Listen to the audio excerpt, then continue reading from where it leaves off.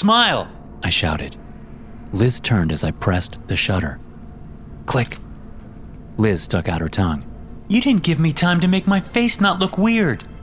But I love your weird face. It's exactly my kind of weird. Instead of replying, Liz reached down, gathered up a snowball, and winged it at me with the accuracy of a lifelong softball star. I managed to turn my back so my jacket absorbed the blow. You throw like a girl, I shouted, putting my camera in its pack so I could begin a snowball counterattack. Thank you for the compliment, Liz replied, another fistful of snow bursting against my wool cap. This isn't a battle you want, Jason. You don't have the snowballs for it. We spent the next 5 minutes in a frantic scramble trading volleys of packed powder and ice. Liz was right. I was no match for her. She had an arm like a siege cannon and was too small to target. At the end of our little war, I was covered in snow and defeat in equal measure. I give up, I called out, hands up. You win. I shall be just and merciful in my victory, Liz promised, brushing snow from my shoulder. As my first declaration as Ice Queen, I'll need you to take a better picture of me when I have a minute to actually prepare. As you wish, I said, setting up my camera. Liz climbed up the ridge to pose next to a pine tree. The sun was high above her, though hidden in low gray clouds that threatened more snow. We were about a half-mile into the forest from our rented cabin in the Yukon. It was freezing and isolated and perfect.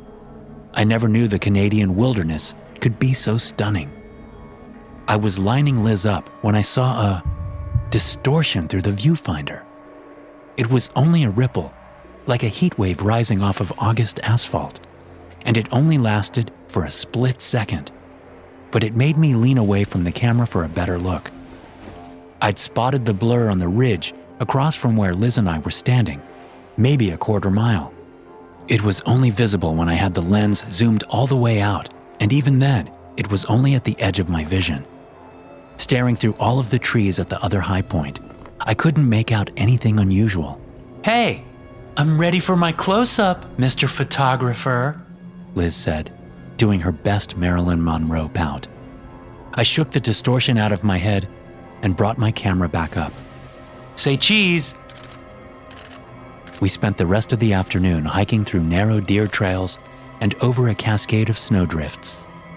It was peaceful and a calm kind of empty that was free of distractions.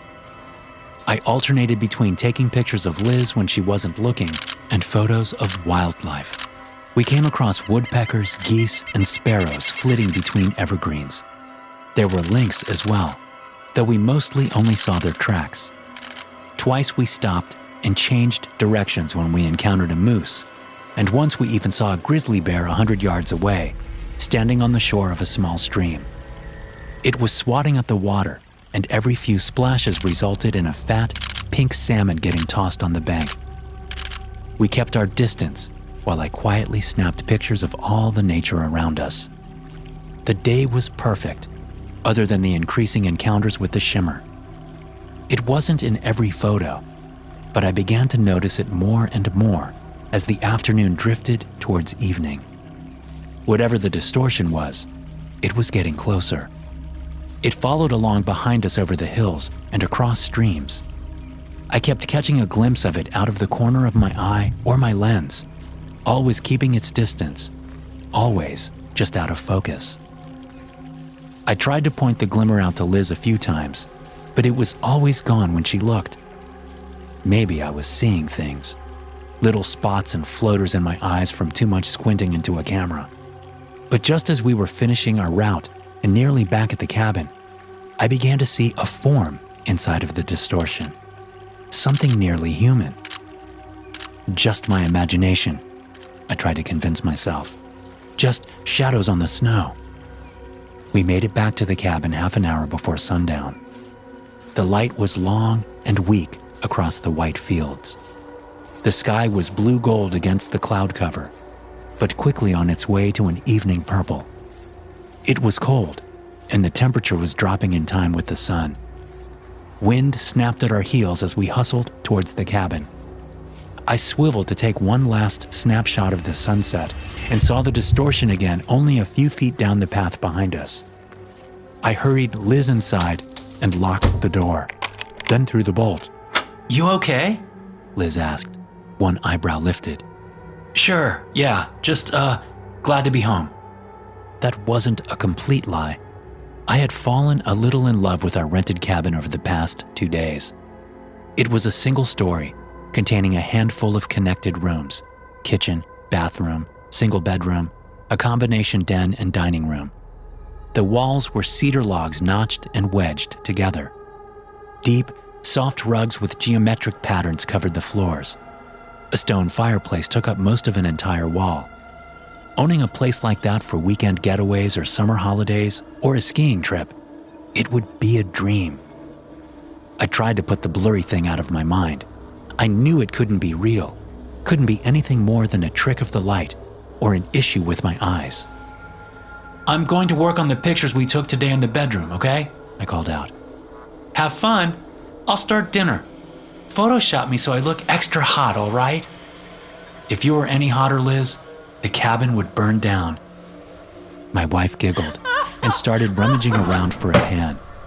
I headed into my dark room, which was just the cabin's bedroom, but with all of the lights shut off. It made me feel like an old-school photographer, sitting on the bed with my laptop perched on my knees, the only light, the glow of the screen as I shuffled through pictures, picking the ones worth editing. I closed the door and put the camera's SD card into the reader. The first photo that loaded was from early in the morning. It was a timed selfie of Liz and I in front of the cabin. A strong breeze was pushing her dark hair around in her hood and across her face, but I could still see her smile. I dragged the photo to the keep folder. The next dozen pictures were of the woods around the cabin, then about 40 photos of a blue jay just chilling on a branch. Not sure what got into me with that. After about 10 minutes of sorting through pictures in the dark, I got to the one I took of Liz on the ridge when I first saw the blur. Only it wasn't a blur in the photo. There was clearly some thing in the background. It was out of focus and hard to see details, but it looked like another hiker wearing all red. How did we not notice someone else on the trail right behind us? I considered calling for Liz, but didn't want to freak her out. Letting out a quick breath, I got ready to go through the rest of the pictures. The next couple of shots were all of Liz on the ridge. The thing in red got closer with each photo. Closer and clearer. Jesus Christ, I whispered. Whatever was following us wasn't wearing red. It was red. The raw red of a skinned deer. The creature was the size and shape of a man, but naked, fleshless. A walking chunk of exposed muscle and meat. Its face was the hardest place to look. Wormy pink tendons stitched together. Dull pieces of white bone, blood vessels, and nerves twitching. I couldn't be sure due to the lack of skin, but the thing seemed to be smiling wide as it followed us. It crept behind us, partially hidden in every photo. Sometimes it leaned out from trees, only its lidless eyes visible. Once or twice, I even spotted it above us moving through bare branches or lurking in the shadow of an evergreen. The creature was playful. In some pictures, it was only pretending to hide. In others, it took exaggerated tiptoe steps like some twisted cartoon character. It was toying with us, invisible except to my camera, and it got closer with every photo. I suddenly felt very alone in the dark. There were a few pictures left, but I jumped to the last one, that final snapshot from outside the cabin. The red thing was on the path right behind us where I'd seen the distortion. It had one fleshless arm raised. It was pointing at Liz and smiling wider than ever. I shot to my feet. Liz! I shouted. It took me a moment to orient myself in the dark, but I was able to make my way over to the light switch.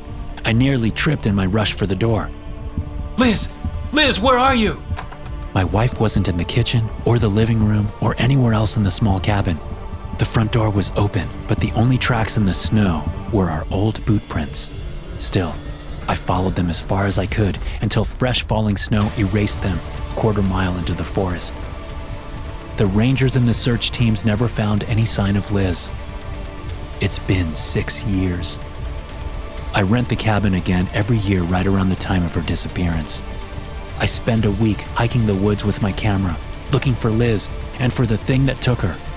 When I dream, I always dream of that last picture, of the smiling thing in red pointing. If I'd acted faster, if I'd been with her, I should have protected her. Our travel agent was right. The views in Canada's Northwest Territories were worth the hike. Becky, Rob, Sophie, and I followed a touristy path all the way up to the Nahanni National Park Reserve, but after that, we decided to make a detour downriver. The route was given to us by a Canadian couple we met at a hostel just outside of Uranium City. They promised us we'd be the only people to see the remote trail in 100 years. If I'd known then where they were sending us, I'd have killed them both on the spot with my bare hands. Everything was fine this morning. We woke up and started buzzing about the camp like usual. Becky got a fire going while Rob started the coffee. Sophie and I took down our tent, then Becky and Rob's. We were all finished with breakfast and ready to hit the trail 30 minutes after sunrise. Even in early summer, it can get cold in the Northwest Territories. The four of us were fine though, well-provisioned and prepared and experienced. The train in Nahanni National Park was stunning. Massive red oak and paper birch stretched out into the sky, threatening to comb the clouds. Their roots often wove together through the dirt trails, hard tangles that tested our boots and our focus. The Nahanni River ran fast and quiet to the west, the wide water humming with life. There are places where the river dives over rocks. You can hear the falls approaching from far away through the summer silence. We followed the Nahanni into the deep valley that split a sharp, blue-white mountain ridge. The Nahanni Valley has an off-putting nickname, the Valley of the Headless Men. But we weren't planning on spending too much time down in the cut. Our local guides had drawn us a map that would supposedly lead us to a remote secondary valley nestled between Nahanni and a neighboring mountain. It was a small but beautiful place full of ice-fed streams and trout and lodgepole pines and soft green fields. Or so the couple in Uranium City told us. It took us most of the morning to find the start of the hidden path that led out from the valley. Rob was the first to notice the trampled brush that marked the start of the side trail. The big guy jumped up like a little kid and let out a whoop. "Over here, Jimmy!" He shouted at me. "I think I found the yellow brick road!" Becky giggled and hurried over. Where Rob was a bear of a man, his wife barely broke 5 feet even in boots. Sophie and I walked towards the trail together. The weather was fine and clear, but growing colder in the shadow of the valley. Rob took charge, leading us up the trail, his long oak walking stick thumping in time to whatever tuneless song he was humming. The path was narrow enough that we had to walk single file. Becky went next, snapping pictures every few minutes as we climbed towards the top of the valley. Finally, Sophie then I brought up the rear. The temperature continued to drop like a stone in a well as we walked. Long afternoon shadows stretched over and across us, clouds thickening in the sapphire sky until they were so gray and low we could almost reach up to run our fingers through the fibers. We hiked on for about an hour before the strangeness started. Becky and Sophie were debating the best way to build a fire when Sophie stopped in her tracks. "We've passed that tree before," she said, pointing off trail at a lightning-scarred oak. The four of us stood still for a moment. The wind was picking up again, causing the trees on either side of the trail to bend. "That tree does look familiar," I said. The oak was maybe 30 feet tall, bare-branched, and scorched in a line down the trunk. I don't think so," Rob said. "We've been climbing in pretty much a straight line. There's no way we looped around." "The lightning scar, though," Sophie murmured. "Lots of trees out here probably get hit during storms," Becky said. "Let's keep going. I bet we'll be over the nearest ridge in an hour, and then we can rest." We passed the lightning-struck oak twice more over the next 3 hours. The first time, Rob tried to laugh it off, saying we must be walking through the forest of lightning-loving trees. But the next time we came up on the oak, nobody was laughing. Becky went to examine the tree, confirming that it had the mark she'd scratched into it with her knife on the previous passing. I don't understand, she said. I checked the compass. We're constantly going west. How did we loop back in a circle? You think that couple back in town sent us down some kind of trick path? Robbie asked. I pulled my collar tighter. The cold was almost a physical force by that point, drilling into every exposed slice of skin. Even worse was the constant wind. Trees ebbed and flowed with each gust. It was almost like they were waving. We should head back, I suggested. If we just retrace our steps, we'll exit out into the Nahanni Valley. Sophie looked up at the clouds, searching for the sun. It'll be dark by the time we get down. We'll need to camp in the valley. Lovely, muttered Rob. But yeah, not many other options. Throw it in reverse. We're following you, Jimmy. I nodded and took a sip from my water pack. Then I set off heading back the way we came down the path. It didn't make any sense. Once we turned around to head back towards the Nahanni River, we stopped passing the lightning tree. Instead, we began moving in a loop, passing the same unfamiliar terrain over and over every 15 or 20 minutes. It went like clockwork. The trail would dip. We'd walk by a pair of intertwined trees I didn't remember passing on the way up, followed by a barren patch with no vegetation. Lastly, we'd pass a small pond that absolutely was not there the first time we climbed the path. What in the hell is going on? Becky asked, the tint of panic nipping at her words. She made us stop every 200 yards so she could check her compass. I watched the dial spin slowly, moving clockwise, even though we were standing still. We must have gone off the trail at some point, Rob said, shaking his own compass. And maybe we're standing over some iron deposits or something that would mess with, magnetic fields. Sophie was crouched, looking at the cold dirt. We've literally been following our own tracks back towards the valley. We're still on the path. We can't be, Becky snapped. We can't be, she finished in a whisper. I understood how she was feeling. My own grip on reality was starting to fray. The trees around us were even beginning to look unnatural. They bent almost in half whenever the freezing gusts came through, then fell back, their branches following in a sharp, wooden wake. Cloud cover had dropped to combine with the rising fog, leaving the whole forest in a thick mist that seemed to be closing in on the trail. I'm tired, Becky said suddenly. Guys, I'm exhausted. Can we rest? Sophie and I shared a look, but Rob was already sliding off his pack. Let's take 15 and just catch our breath, he said. Sophie licked her cracked lips. It's going to be dark in maybe 2 hours. We should either keep moving or find a spot to camp. No flatland anywhere I can see, I said. Just this nasty ridge, heavy trees, or that lake. We shouldn't camp by the lake, Becky said. She was sitting on her pack. There's something about the water, something wrong. Can you smell it? I shook my head, and she sighed. Just give me a few minutes to rest and we can push on. Either we'll find the exit to the valley or a good spot for the tents. Sophie and I looked around while Becky and Rob rested. We were tired too, but some feeling, made me wary of taking a break. The fog was heavy and cold. Just walking through it seemed to drain the little energy and heat I had left. Have you tried calling for help? Sophie asked me when we were a few steps off the trail, but still in sight of the others. I nodded. 3 times now. I can't get any signal. We're going to have to find somewhere to camp soon, or we're going to freeze, Jimmy.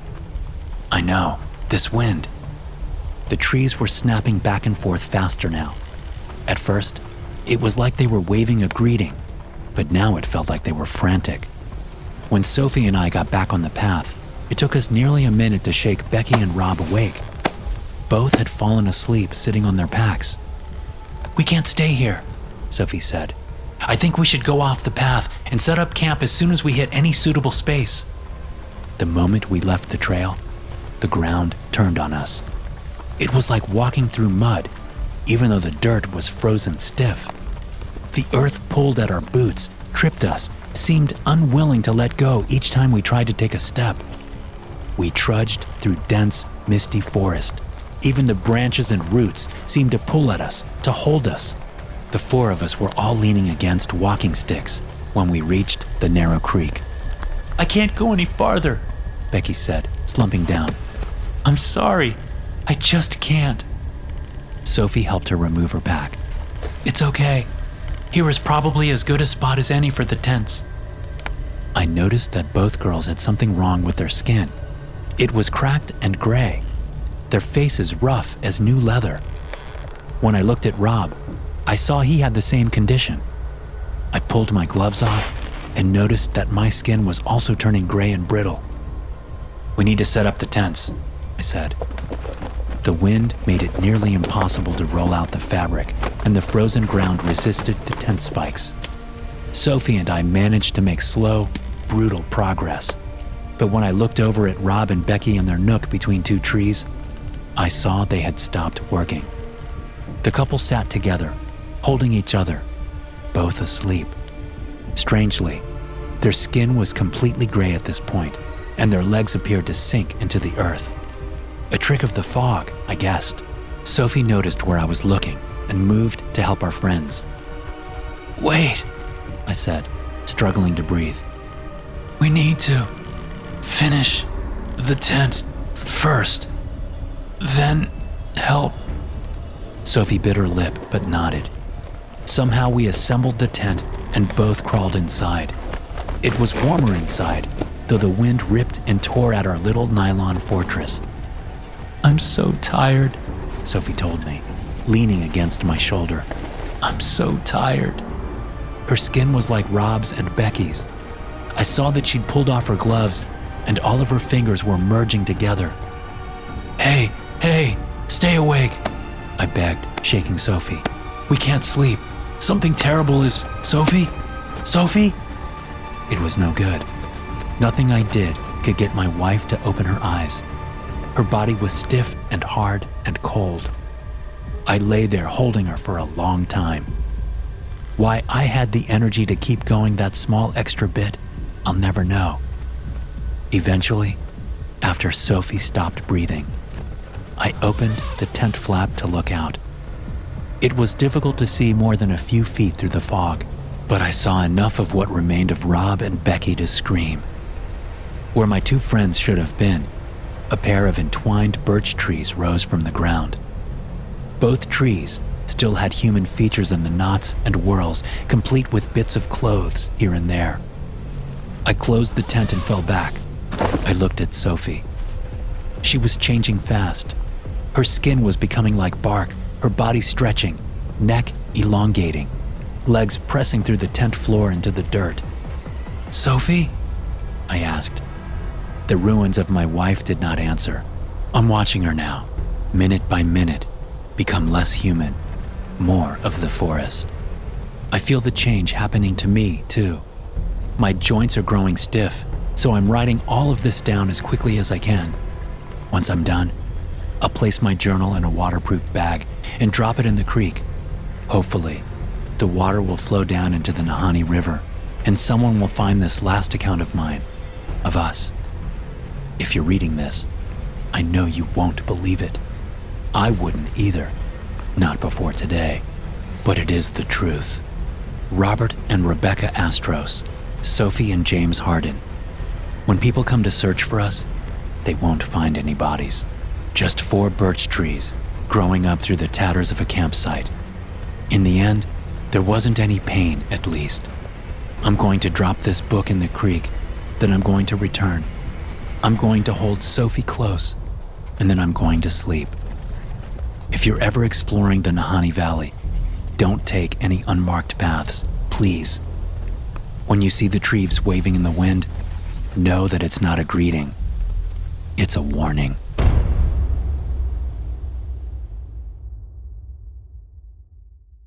The fox stood absolutely still in the snow. I tried to lay equally still, inching my lens over one half breath at a time until the animal was in focus. Her red riot of fur stood out against the whiteness around us, like a candle in a dark room. I pressed the shutter and began taking pictures. Something startled the fox, and she was gone in a moment. I sighed and climbed to my knees. The wind was picking up. Even with the best snow gear I could find, the Canadian winter kept forcing me to retreat into my tent every few hours. I glanced over at the sun. It was hovering just over the horizon, throwing purple light across the snow and the frozen lake next to my campsite. My camp was just to the north of Lake Athabasca, tucked between the shore and heavily wooded mountains. The land was quiet and isolated and perfect. The only disturbance to the absolute snowy silence was the occasional darting animal and the click, click, click of my camera shutter. The wind was snapping at my tent as I gathered my camera gear and scooted myself inside. Once the flap was closed, the volume of the wind was muted to a quiet whine. I peeled off my snowsuit, followed by my boots and gloves, then popped open an MRE. My plan for the night was to review footage from the day, plot my route north for the morning, heading for the wildlands, then try to catch a few hours of sleep. The blizzard had other ideas. For the first time since I flew into Uranium City 3 weeks ago, I thought I might die in the Canadian wilderness. The snow just would not stop pounding against my shelter, and for an hour or so around midnight, I genuinely thought the wind might pull my tent from the ground. Eventually, the storm quieted down and my camp managed to survive. There was no way I would be getting any sleep though, so I tried to make the early morning hours productive. I was just finishing my travel notes when something walked by my tent around 3 a.m. My mind struggled to process the shadow as it moved around my camp. The clouds must have cleared after the storm, because the world outside my tent was soaked in moonlight. So much brightness reflected off the snow that it seemed like dawn had come hours early. I saw the shadow clearest when it came close to the tent. It was roughly the size and shape of a man, but it moved with a jerking limp. I saw all of its limbs were uneven, and its neck was bent so that one cheek was pressed against a shoulder. I opened my mouth about to say, "Hello?" like every idiot in a horror movie ever. Instead, I took a breath and slowly reached for my pack. My tent was murky, lit by a single LED camp lantern. The shadow was constantly moving, circling the tent and roaming around the perimeter of the site. I took 2 items from my rucksack, bear mace and a .44 Ruger Blackhawk. My breathing was getting quicker the more I watched whatever was inside my camp. A second shadow joined the first. They stopped circling and moved away from my tent. A few moments later, I heard a banging sound as they raided my cooking supplies. Most of my actual food was 200 yards away, hanging from a branch in a dry bag. That's where I should have left the remains of my MRE, but the storm had kept me inside my tent. If my visitors were bears, they might be able to smell my dinner.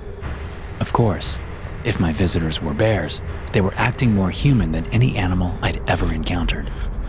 And in 2 decades as a wildlife photographer, I'd met a hell of a lot of creatures. I couldn't tell what the things were doing outside, so I took a breath and clicked off the lantern. My tent became dark, but the ambient moonlight coming off the snow was enough to show me that there weren't 2 shadows nearby. There were at least half a dozen. And all of them seemed to be facing me now that my light was off. We were at a standstill for a long, lingering moment. Then one of the shadows stepped towards the tent. I cocked back the hammer of the revolver. "Whoever is out there, you need to leave," I called out. The threat came out wheedling, a nasally squeak that probably sounded like an invitation to eat me. The shadows moved closer, and I yelled for them to stop. One pressed up against the tent. A nearly human face and torso distorted the fabric. Its head was turned as if it was trying to listen for something. Last warning. I whispered. Please leave. Something outside the tent began to screech. The noise was immediate and overwhelming and unlike anything I'd ever heard in my life. It wasn't human, and it wasn't animal. It was a distortion somewhere between. I didn't mean to pull the trigger. My hand jerked at the scream, and then everything was drowned out by the roar of the revolver. Firing the gun without ear protection muted the world inside my tent and filled it with smoke. I waved the air clear to see all of the shadows gathered in one spot. There was a dime-sized hole in my tent. I could feel the wind slithering through. The creatures outside were murmuring. It almost sounded like speech, but I couldn't make out any pattern, any rhythm. There was only a cacophony. As I stood watching, gun gripped white-knuckle tight, the shadows began to walk away from the tent. The last figure was larger than the rest and moving slowly. It took me a moment to realize that it was two creatures dragging a third. I waited the better part of an hour before opening the tent. I was back in my snow gear. I leaned out holding a flashlight and the Ruger. The visitors were gone. My camp was a churned up mess. Tracks led from the snow outside my tent down towards the shore. I looked around for any suspicious shadows. My tent was the only landmark between the lake and the forest, maybe 200 yards to the north. I couldn't see anything in the moonlight-flooded field around me, except for snowdrifts. The creatures were gone. I pointed my flashlight down at the tracks closest to my tent and saw something shining against the beam. There were wet spots on the snow, a silvery fluid like mercury, but darker. It paralleled the messy tracks in lines and splatters. Blood, I guessed, or something like it. I followed the trail down to the edge of Lake Athabasca. The ice at the shoreline was cracked in many places. Large openings circumvented the shore as far as I could see. It reminded me of mouse holes in an old house, something chewing its way out. The ice beyond the shore looked unbroken. I'm not sure what drove me to take those first shaky steps across the surface. I guess I felt like the ice offered some protection against whatever might be deeper in the lake. I wanted to see the things that came into my camp clearly. That was the only way it would feel real. After 50 yards, I dropped to one knee to shine my flashlight directly down into the ice. Even with the beam and the full moon above, visibility into the water was terrible. I couldn't make out anything other than darkness and the occasional stream of bubbles. I stood up, feeling like I was waking up from a dream. The ice under my feet shifted slightly. Looking down at the water again, I felt my throat drop into my stomach. There was a shadow under the ice. It was small, but growing larger by the second. Judging by how quickly it was stretching, whatever was casting the shadow had to be massive and moving fast. I began to run for the shore. The next minute was a mad, tumbling sprint for solid ground. The ice continued to shift as I ran, with a few hairline cracks racing alongside me. There was a machine gun pop, pop, pop, and I realized the deeper fissures were opening across the lake. I fell before I could reach the shore. I crawled the last few feet, eyes jammed shut, to avoid seeing the shadow get closer to the surface. I finally opened my eyes, and the lake lay well behind me. It was ice calm and still. I forced myself to creep closer to the shore, my flashlight held out like a knife. I'd lost the Ruger in my panic. There was no sign of the massive shadow under the ice. Whatever it was must have sunk back into the depths of the Athabasca. I thought of a spider crawling back to the edge of its web whenever its meal manages to get away. I packed up my camp and was already hiking back towards Camsell Portage when the first light of dawn came rushing through the pines. Thanks for listening. If you enjoy these stories, be sure to subscribe to the podcast and check out some more of my episodes here.